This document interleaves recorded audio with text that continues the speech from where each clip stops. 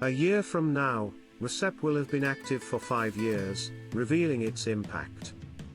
Scenario A: EU leads strategy for a Korean auto parts firm. Currently, you supply Hyundai in Korea, and the US management suggests expanding to Vietnam, building a factory to serve domestic needs, and exporting to RCEP partners like Japan. The investment is $80 million. Assess the business case considering RCEP's rules of origin, tariffs, competition in Vietnam, currency risks, and geopolitical factors. Scenario B. As a trade analyst at an ASEAN think tank, you see Indonesia's textile industry, employing over 3 million workers, losing market share post-RCEP.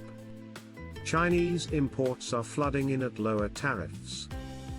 Industry groups urge the government to use RCEP's safeguard provisions for temporary tariff increases. Draft a brief recommending whether and how Indonesia should invoke safeguards. Scenario C: you consult for a European luxury goods firm exporting to Asia via direct sales and department stores. Your client looks to restructure for RCEP advantage, like creating a distribution hub in Singapore.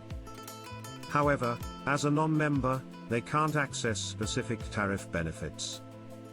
Advise on how a non-member can leverage the trade agreement. Discussion questions 1. In Scenario A, which factors decide if the Vietnamese factory investment is wise?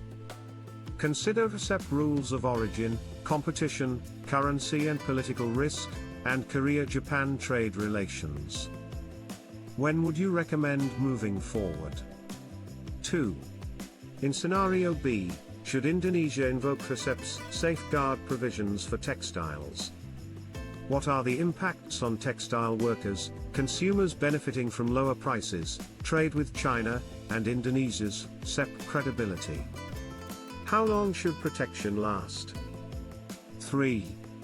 In Scenario C, how can a non-RCEP European company benefit from the agreement?